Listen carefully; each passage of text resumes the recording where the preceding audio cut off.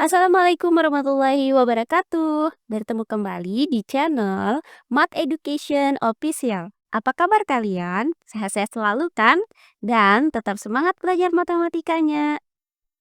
Pada pembelajaran kali ini akan kita bahas materi di bab statistika.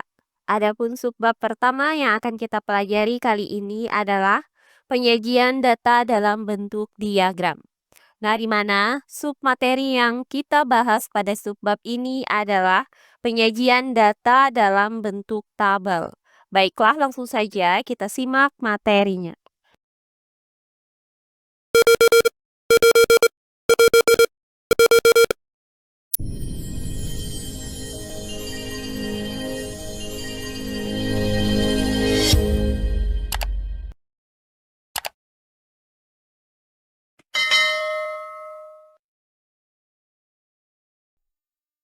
Penyajian data dalam bentuk diagram.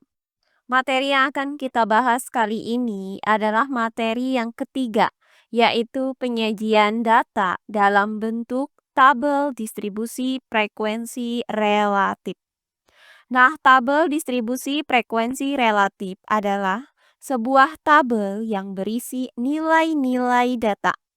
Dengan nilai-nilai tersebut dikelompokkan ke dalam interval-interval kelas, dan setiap interval kelasnya mempunyai bilangan frekuensi dalam bentuk persentase. Nah, frekuensi relatif masing-masing kelas itu diperoleh dengan membagi frekuensi kelas dengan frekuensi totalnya. Adapun rumus untuk menentukan persentase frekuensinya adalah sebagai berikut. Persentase F sama dengan frekuensi per jumlah data dikali 100%. Nah, untuk lebih jelasnya lagi, bagaimana cara menyajikan data dalam bentuk tabel distribusi frekuensi relatif, maka perhatikan contoh soal berikut ini. Buatlah tabel distribusi frekuensi relatif dari tabel distribusi frekuensi tinggi badan siswa kelas 10 IPA 1 berikut. Kemudian buatlah diagram lingkarannya. Baiklah, untuk penyelesaiannya adalah sebagai berikut. Nah, tabel ini merupakan tabel distribusi frekuensi tinggi badan siswa kelas 10 IPA 1. Nah, di sini akan kita buat tabel distribusi frekuensi relatifnya, yaitu sebagai berikut. Nah, pertama-tama kita hitung terlebih dahulu jumlah siswanya atau jumlah data dari siswa kelas 10 IPA 1. Nah, dengan cara menjumlahkan semua nilai-nilai yang ada di kolom frekuensi ini, yaitu 4 ditambah 7 ditambah 3 ditambah 12 ditambah 8 ditambah 6.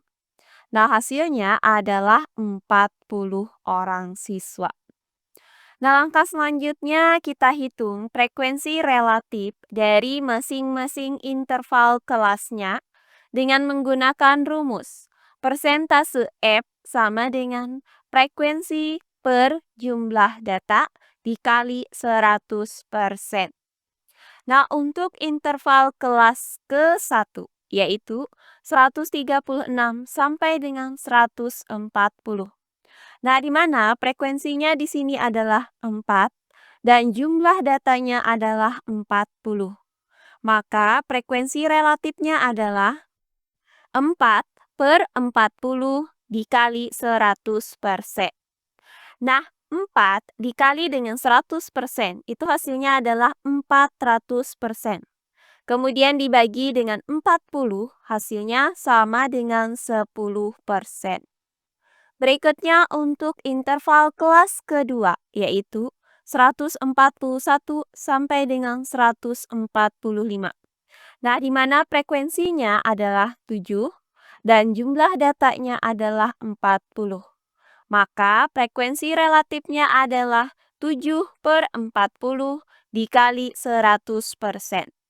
Nah, hasil dari 7 dikali 100% adalah 700%. Kemudian dibagi 40, hasilnya sama dengan 17,5%. Berikutnya untuk interval kelas ketiga, yaitu 146 sampai dengan 150.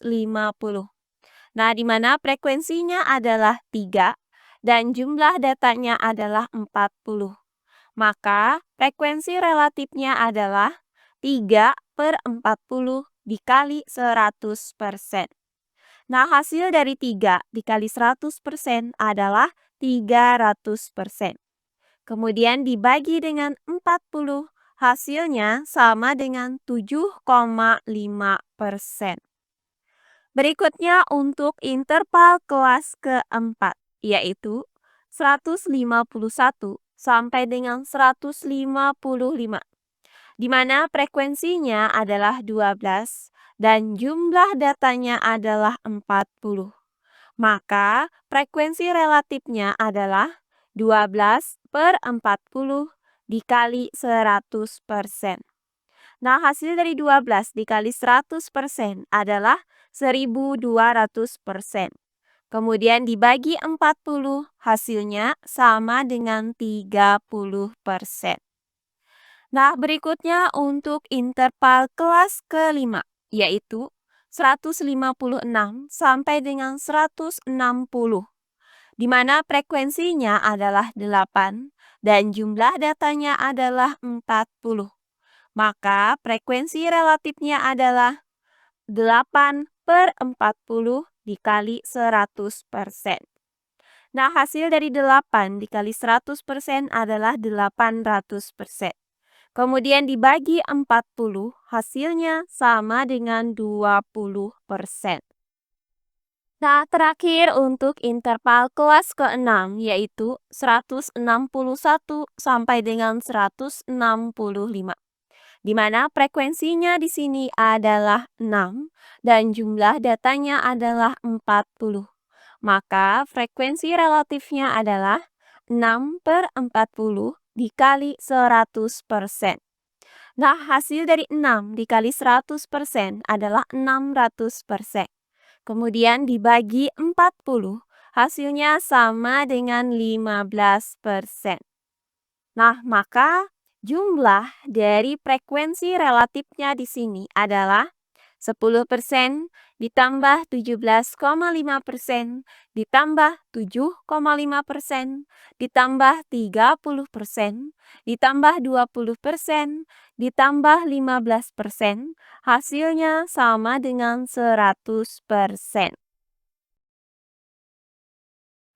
Oh iya, sebelum kita lanjut, jangan lupa like, komen, dan subscribe channel YouTube ini dan nyalakan lonceng notifikasinya agar kalian tidak ketinggalan video-video terbaru dari channel ini. Serta jangan lupa share video ini sebanyak-banyaknya ke teman-teman kalian agar kita bisa saling berbagi ilmu.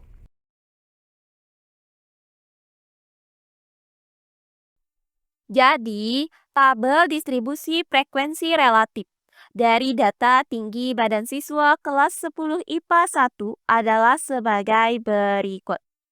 Untuk interval kelas ke-1, yaitu 136 sampai 140, mempunyai frekuensi relatif 10%. Berikutnya untuk interval kelas kedua, yaitu 141 sampai 145, mempunyai frekuensi relatif 17,5%. Berikutnya untuk interval kelas ketiga, yaitu 146 sampai 150, mempunyai frekuensi relatif 7,5%. Berikutnya, untuk interval kelas keempat, yaitu 151 sampai dengan 155, mempunyai frekuensi relatif 30%. Selanjutnya untuk interval kelas kelima, yaitu 156 sampai dengan 160, mempunyai frekuensi relatif 20%.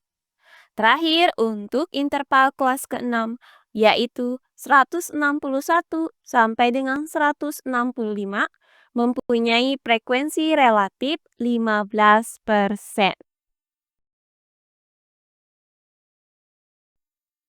Berikutnya yang kedua akan kita buat diagram lingkaran dari data tinggi badan siswa kelas 10 IPA 1 ini. Nah, untuk membuat diagram lingkaran, maka harus kita tentukan terlebih dahulu besar sudut juring pada masing-masing lingkaran, di mana juring tersebut mewakili interval kelasnya. Nah, untuk menentukan besarnya sudut, kita gunakan rumus. Besar sudut juring itu sama dengan frekuensi per jumlah data dikali dengan 360 derajat. Nah, untuk jumlah data di sini adalah 40. Nah, untuk interval kelas ke-1 yaitu 136 sampai 140.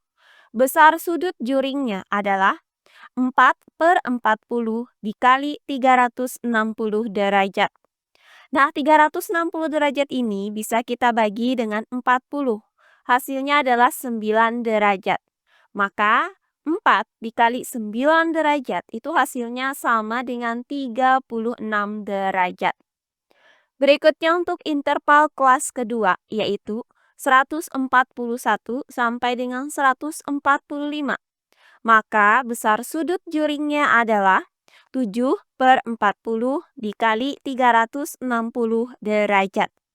Nah, 360 derajat itu dibagi 40 hasilnya adalah 9 derajat. Maka 7 dikali 9 derajat hasilnya sama dengan 63 derajat. Berikutnya untuk interval kelas ketiga, yaitu 146 sampai dengan 150.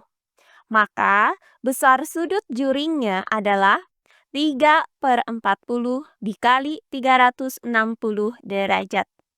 Nah, 360 derajat itu dibagi 40, hasilnya adalah 9 derajat. Maka 3 dikali 9 derajat hasilnya sama dengan 27 derajat. Berikutnya untuk interval kelas keempat, yaitu 151 sampai dengan 155. Maka besar sudut juringnya adalah 12/40 dikali 360 derajat. Nah, 360 derajat dibagi 40 hasilnya 9 derajat. Maka 12 dikali 9 derajat hasilnya sama dengan 108 derajat. Berikutnya untuk interval kelas kelima, yaitu 156 sampai dengan 160. Maka besar sudut juringnya adalah 8/40 dikali 360 derajat. Nah, 360 derajat dibagi 40 hasilnya adalah 9 derajat. Maka 8 dikali 9 derajat hasilnya sama dengan 72 derajat. Terakhir untuk interval kelas ke-6 yaitu 161 sampai dengan 165. Maka besar sudut juringnya adalah 6/40 dikali 360 derajat. Nah, 360 derajat dibagi 40 hasilnya 9 derajat. Maka 6 dikali 9 derajat hasilnya sama dengan 54 derajat. Maka untuk jumlah besarnya sudut juring di sini adalah 36 derajat ditambah 63 derajat ditambah 27 derajat ditambah 108 derajat ditambah 72 derajat ditambah 54 derajat. Hasilnya adalah 360 derajat. Nah, langkah selanjutnya tinggal kita buat diagram lingkarannya. Dengan cara membagi lingkaran menjadi 6 buah juring, di mana besar sudutnya itu masing-masing 36 derajat, 63 derajat, 27 derajat, 108 derajat, 72 derajat, dan 54 derajat. Nah, untuk mengukur besarnya sudut ini, kalian harus menggunakan busur derajat. Nah, berdasarkan uraian tadi, Maka didapat tabel distribusi frekuensi relatif untuk tinggi badan siswa kelas 10 IPA 1 adalah sebagai berikut. Nah, sedangkan untuk diagram lingkaran dari tinggi badan siswa kelas 10 IPA 1 ini adalah sebagai berikut.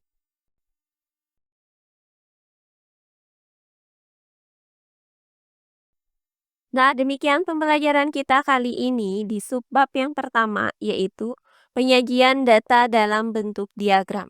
Untuk sub materi yang pertama, yaitu penyajian data dalam bentuk tabel. Semoga penjelasan dari saya mudah dimengerti oleh kalian semua. Jika ada yang kurang dipahami, silahkan kalian tulis di kolom komentar. Baiklah, untuk pembelajaran kali ini saya cukupkan sampai di sini. Bertemu kembali di pembelajaran kita berikutnya. Akhir kata saya ucapkan wassalamualaikum warahmatullahi wabarakatuh.